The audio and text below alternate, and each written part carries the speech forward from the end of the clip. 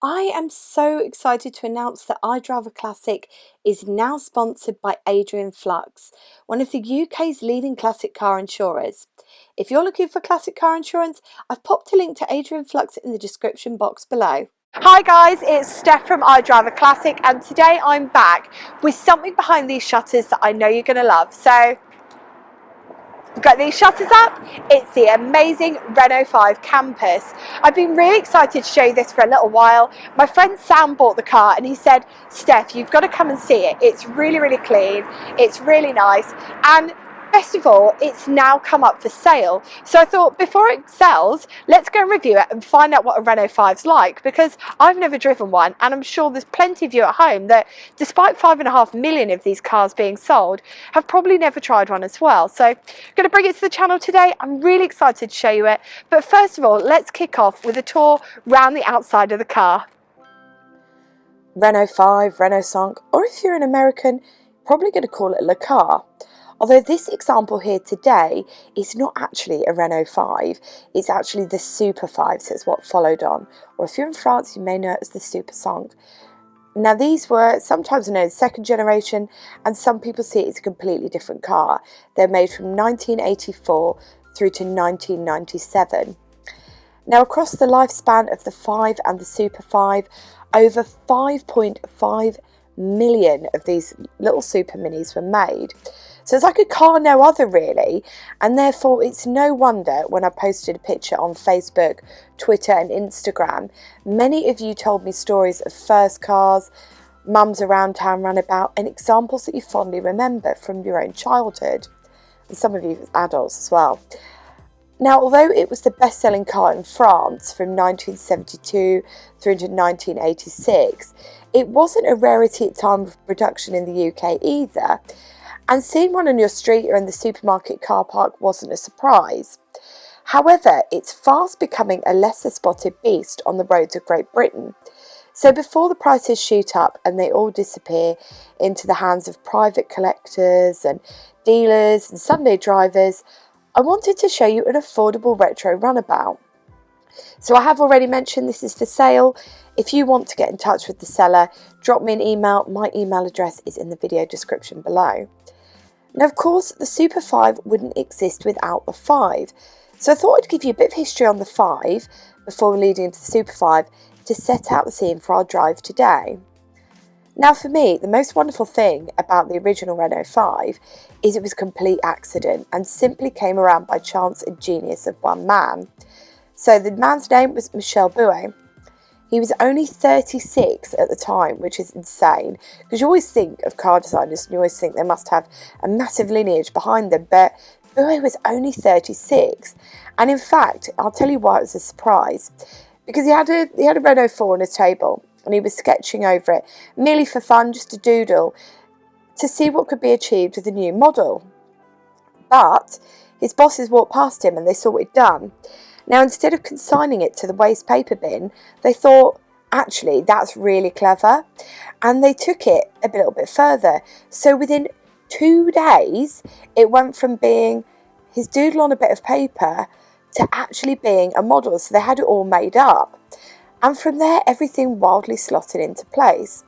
From Bouet's front and rear bumpers that were smoothly integrated, being reimagined as core fiberglass bumpers, and allowing for risks like a 2-door car in a traditionally 4-door market, they really did take some risks and take on his ideas and run with them. Now, another thing that I thought was very interesting about the Renault 5 was it considered two driver audiences who were fast gaining market share and buying power, which were the female driver and the younger driver. The planning chief, Bernard Hanon, who, by the way, you will hear later on in the story, so remember that name, felt this was a big plus point for the car rather than an afterthought. In a world where manufacturers, and you watch any car advert or you look at any literature from the time, women and younger drivers weren't always massively thought about. So all in all, it was a pretty daring move for Renault. And of course, this was the era of the Super Mini, and the manufacturer was determined to move with the times. And before the 5, Renault had supported the small car market with the Renault 4 and the Renault 6. So the 5 brought something new to the table in a really refreshing way.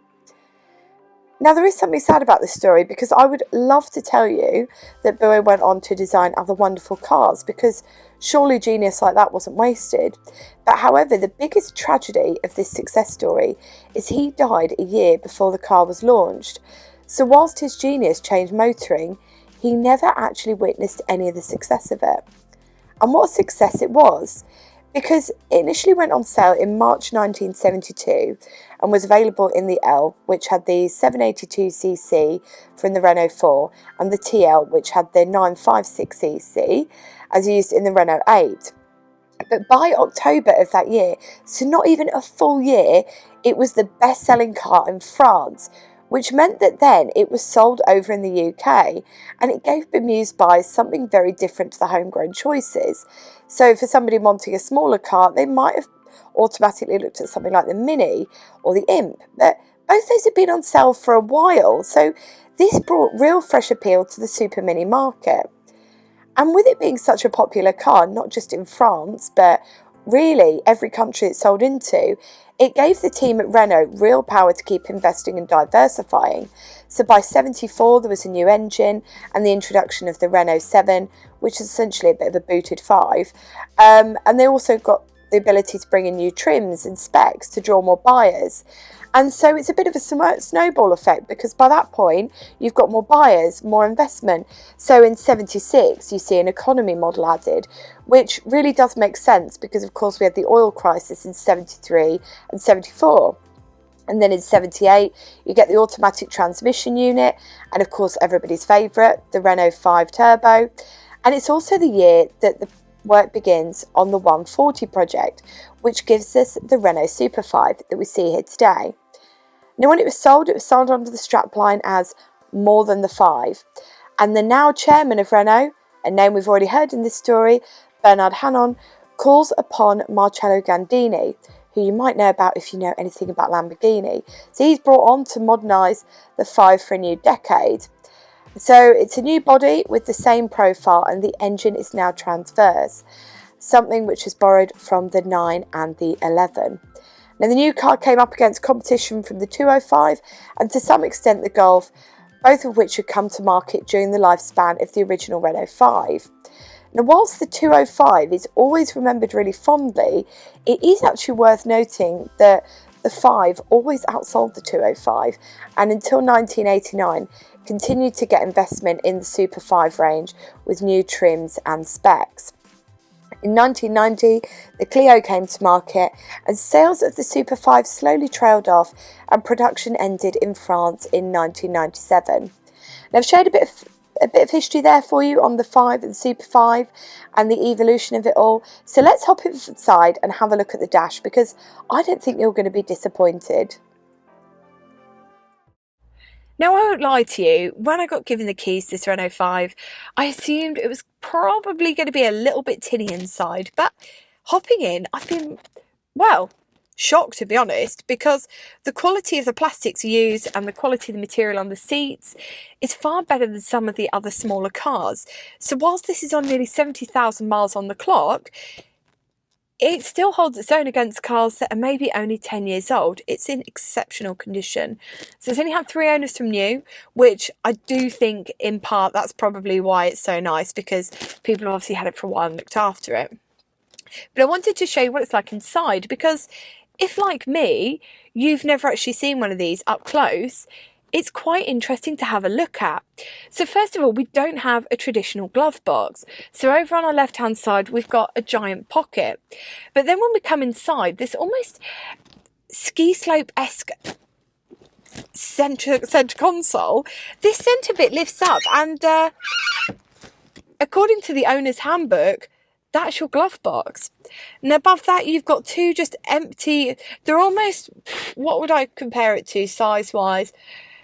They're like the width of 2 cigarette packets high. They're very small. I'm not really sure what you'd put inside them. So again, that seems like a bit of a waste of space where we could have had something else. Coming down, we've got these 2 buttons, and that is something I like on this, is that it's got these really attractive buttons in that it all just feels like it flows together really naturally through the dash. Coming down into this unit here, which is just our heater control. Now this is a little hole. Now I assume that it must have been, looking at the shape of it, that must have been a clock on some of the better spec editions. And as we come down, we've got an ashtray. All self-respecting French cars have a deep ashtray, and we come down into a replacement stereo. So this one is a CD player. Would like to see it with a cassette player, but it's not my car to make that decision. Now coming in front of us, everything is again very well laid out. Looking at the dash in front of us, we've got our speedo running from 0 to a rather optimistic 120 miles per hour. We've got our indicator lights in the middle.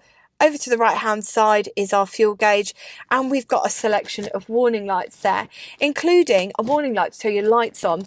Now this might not seem like a really big thing, but there's quite a few of the Super Minis that don't have it, so it's quite nice to see it on this. Coming over to our right, we've got our rear windscreen demist, and we've also got our fog lights there as well. Leading down into the windscreen wipers. Now these are twin speed, and it may seem like it's a really strange placement for that, but actually when you're driving, it feels very natural to reach for that. So it looks a bit strange on the layout, but when you're driving, it just feels very natural. To our right hand side there, now this is French ingenuity. Something that I love about French cars is you always get in one, especially from this era, and there's something you find and you think that's a really good idea. Why is that not a bigger thing elsewhere? And for me it's this. So it turns and you can see you've got your side lights, your full lights, your indicators there, and you've got your horn there as well. And then one last thing I'm going to show you, and then I'm going to show you the gearbox and I'm going to start it up, is the choke. So I found this really weird. It's just down here and it's almost like a tab that you pull up. So for ages I was looking for this elusive choke, and I thought, where is it? And it's just down there, which is very, very strange. Anyway, that's a bit of a quick whistle stop tour what we've got in here. As you can see, it's all very attractively laid out. It's a nice car. In my opinion, it's a great example, and I'm very excited to take you out in it because it drives really well. So, gearbox, start up, and then we're heading off out. Now, I just wanted to show you this gearbox before we head off. So we have got 4 gears, and do you know what? It changes gear so smoothly. So whilst 80s cars aren't necessarily for me, by the way, to get it to reverse, we just need to pop that up. They always change gear so nicely. So there we go, back into neutral. Going to start this car now for you and we'll head off. So of course we've got that 1.1 under the bonnet. I'm not expecting Speedy Gonzales, but hopefully we will get a nippy little run around today. So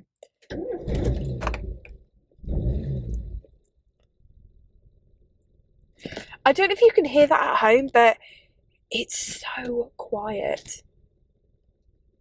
So much quieter than I was expecting, actually. It's really pleasant. And as you'll see when we go for a drive, it's really quiet there as well. So before we go for a drive, I'm just going to head to the back, show you what it sounds like from the exhaust, and then I'm going to take them a little venture around West Yorkshire.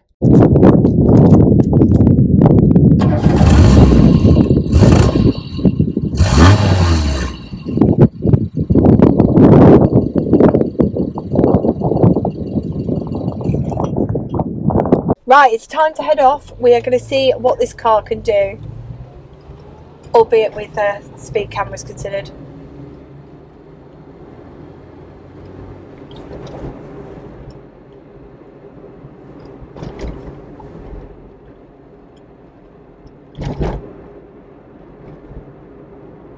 This car goes up through the gears really quickly, because even at 30 miles an hour there, we're straight up into 4th gear. Now I've got a car coming up to the channel that I'm going to tell you a little bit about. I'm not going to tell you what it is, but I took it out and I absolutely hated driving it. Most stressful thing that I've driven in months. And one of the joys sometimes of taking cars out on tests is that you find a car which fits to you like your favourite pair of shoes. And I guess this is how I would describe this Renault 5, because I've never driven one, never been a passenger in one. In fact, I haven't seen one in the flesh since, well, taking car shows out of the equation, years, probably university. Well, certainly in this country anyway. And so really it's the car that's eluded me. So I didn't realise the value of the car itself until I've got into it today and realised it's potentially one of the easiest things I've ever driven. Now, it does have its drawbacks and it does have its plus points, and I'm going to try and give them both a fair airing so that you can make a decision at home whether this is a car that you'd like to add to your dream car garage or one that you'd leave on the forecourt. So number one is the visibility is absolutely unrivaled. It's brilliant because, of course, you're in that era of, well, safety isn't your first consideration. So you've got plenty of visibility all around you. The seating position is nice and high up. And I don't know, I feel more confident driving this than anything I've taken on test for months. It's just the nicest thing. Now, changing gear, the gearbox is pretty smooth as well. Not the smoothest of the hot hatches I've taken out, but it's smooth enough. And I think it's just so straightforward to drive, you know, like you've got synchro on all the gears, you've got discs to the front, so you know you're not having to grapple with those endless drum brakes that need adjusting, and it's an attractive little car as well. So those are the plus points really, along with the fact that, and again this is very much my personal opinion, I like the dash layout in this far more than some of the other hot hatches and smaller cars that we've taken out. And in fact, this is more comfortable to drive than the Mini. Honestly, that is how much of an accolade I'll give it. It's a lovely car to drive. But it's not all plain sailing, because there's a few bits about it that I don't like. So whilst the seating position is fantastic, if I'm being truly honest, the seats aren't that comfortable. So it's great for round town driving like we're doing today, and we're taking it out on test, but how do I fancy my chances after some of the drives that I do in the marina where I'm going 200-300 miles? I think I might actually have back pain, whereas the Metro seats are far more comfortable. The Peugeot seats were far more comfortable. So yes, it's a great seating position, but seats just aren't comfortable. Now, the thing that really kind of gets me, and that I'm not sure I'm completely 100% comfortable with, is the steering. So whilst we're driving like this around town, it's lovely and light and everything's very simple. When I came to a stop earlier and I had to manoeuvre into a space, it started to feel quite heavy and sluggish. Well, certainly for the size of the car. And I thought, oh, you know, that's a bit of a minus point against some of the other cars. Now, I think that people as well always think that cars like this are pretty tinny. But as you know, when we took out that 205, we were talking about the quality of it. Well, you know what? I think the quality as well is quite high in these. They weren't exactly, you know, top of the range car for a rich person. They were just, you know, bog standard super mini car, something that everybody could aspire to. But despite that, the quality and the finish on this is incredible. And to say that this car is, what, older than me, well, I'll tell you what, it's in far better nick. Far better nick. Now, despite the fact that I find the steering a bit heavy and these seats a little bit uncomfortable, it is a cracking proposition. And best of all, is plenty of people always watch this channel and say to me, and it's the question that I get most of all, is, Steph, if you had to pick a car, like a budget classic, like a modern one or an older one, what would you pick? And never before have I recommended the Renault 5, purely because I would always say I've got no experience, I don't know what it's like to drive, I don't know what it's like handling.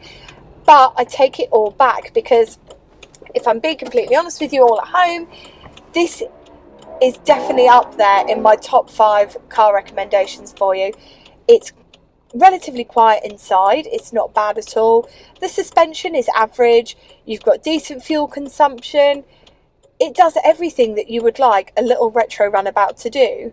And I think it's close enough to a modern car that if you are a younger person who's learned to drive in a modern car, you'll be absolutely fine in adapting to this. It's honestly the easiest thing to drive, and it's so delightful to see as well, because there's so few about that. As we've been driving around today, people have been smiling and waving, and you get the Super Mini experience without the Super Mini price tag, because you can pick up examples of these. So you can pick up a really nice, if you're not too bothered about having, you know, the sportiest example available, you can pick up a really nice example like this. Well, this one is 1,800, I think. But you know, you can pick up projects for under £1,000. So it's a car which I think was accessible to everybody at the time, and I think it's lovely because it's still accessible now. So it's been quite fun today showing you this Renault 5. I didn't know what to expect. I really hope you've enjoyed the video. It certainly put a smile on my face doing it. And yet again, I get to bring you something exciting, French and lesser spotted. So if you aren't following me on social media already, don't forget I'm on Twitter, Facebook, Instagram. Just search IDRIVEACLASSIC. We can connect up on there and you can see all the adventures I get up to between videos.